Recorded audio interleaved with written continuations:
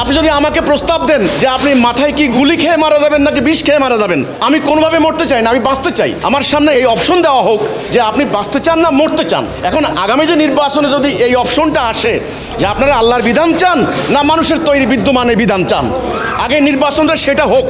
আমাদের দাবি হচ্ছে এই নির্বাচন যতই হবে এই ব্যবস্থা পরিবর্তন না করলে কোনো শান্তি আসবে না। আমরা রাজনৈতিক দলের লোকদেরকে আবারও বলতে চাই, দেশের যে বর্তমান পরিস্থিতি, বর্তমান অবস্থা, এতে করে আপনারা শান্তি আনতে পারবেন না। রাজনৈতিক দলের নেতা এমপিকে উলঙ্গ করে রাস্তা রাস্তা ঘোরানো হচ্ছে, চেয়ারম্যানকে উলঙ্গ করে পিটানো হচ্ছে, তারপরে মন্ত্রীকে কি বলবো উলঙ্গ করে ঘোরানো হচ্ছে।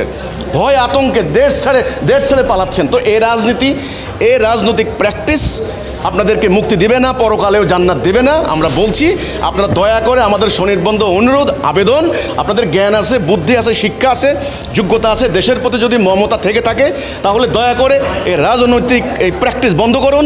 আসুন আল্লাহর দিকে প্রত্যাবর্তন করুন। আল্লাহর দিন তাওহীদ ভিত্তিক একটা রাষ্ট্র ব্যবস্থার কথা আমরা চিন্তা করি। এখানে আমাদের প্রস্তাবিত রাষ্ট্র ব্যবস্থা এতটাই প্র্যাকটিক্যাল, এতটাই যৌক্তিক, এতটাই লজিক্যাল, বিজ্ঞান ভিত্তিক, বিজ্ঞানসম্মত। আলেমরা কিভাবে চলবে, আপনার ব্যাংকে যারা চাকরি করে যদি সুদভিত্তিক অর্থনীতি উঠে যায় তাহলে ব্যাংকিং সেক্টরে লক্ষ লক্ষ লোক তারা কি করে করবে। গতকালকে একজনের প্রশ্ন করেছেন যদি আল্লাহ দেওয়া আইন বিধান প্রবর্তন হয় তাহলে হাইকোর্ট, জাজ কোর্ট, ম্যাজিস্ট্রেট কোর্টে যে সমস্ত উকিলরা কাজ করছেন, আইনজীবীরা, তাদের জীবন জীবিকা কীভাবে চলবে, এই ধরনের প্রশ্ন অনেকে করছেন। আমি আপনাদেরকে বলতে চাই আমাদের প্রস্তাবিত রাষ্ট্র ব্যবস্থাকে মনে রাখতে হবে আল্লাহর তাওহীদ ভিত্তিক।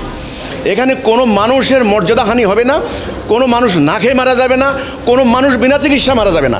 তাহলে আপনারা এখন আপনারা আশঙ্কা করছেন যে ইসলাম যদি প্রতিষ্ঠা হয় তাহলে অনেক লক্ষ লক্ষ উকিল বেকার হয়ে যাবে, লক্ষ লক্ষ আলেম ওলামা না খেয়ে মারা যাবে, ব্যাংকিং সেক্টরে যারা সুদভিত্তিক অর্থনীতির সঙ্গে জড়িত ওদের অনেকে বেকার হয়ে যাবে, ওদের ফ্যামিলি কীভাবে চলবে, এই ধরনের আশঙ্কা একেবারেই অমূলক।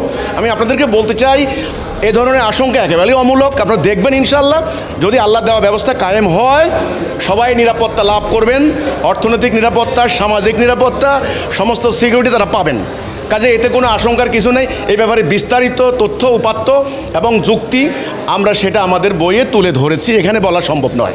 না আমরা বলছি না আমরা বলছি অতীতে কিন্তু নির্বাচন হয়েছে, 53 বছর এই দেশে ইলেকশন হয়েছে, কিন্তু ইলেকশন দুই প্রকার, একটা হচ্ছে fair and free participatory election, এটাও হয়েছে, আবার দুর্নীতিগ্রস্ত নির্বাচন হয়েছে, কারচুপি হয়েছে, আগের দিন ভোট হয়ে গেছে, রাতের ভোট হয়েছে, এই ধরনের হয়েছে। কাজেই নির্বাচন তো এদেশে হয় নাই তা নয়, কিন্তু বিদ্যমান ব্যবস্থা, বিদ্যমান কাঠামো, মানুষের তৈরি এই ব্যবস্থা কায়েম রেখে যতই আপনি নির্বাচন করেন, যত নির্বাচিত প্রতিনিধি পার্লামেন্টে যাক, ওরা শান্তি প্রতিষ্ঠা করতে পারবে না। এটা হলো আমাদের মূল কথাটা। সেটার জন্য আগে যারা রাজনীতি করছেন, যারা নির্বাচন করতে চান, ওনাদেরকে আগে ঐক্যবদ্ধ হয়ে একটা সিদ্ধান্ত নিতে হবে, আমরা আল্লাহ দেওয়া ব্যবস্থা মানব, মানুষের তৈরি ব্যবস্থা প্রত্যাখ্যান করব। এই হচ্ছে ব্যাপারটা। এই প্রশ্নে যদি নির্বাচন হয় তাহলে সেই নির্বাচনকে আমি সাধুবাদ জানাবো, সমর্থন জানাবো।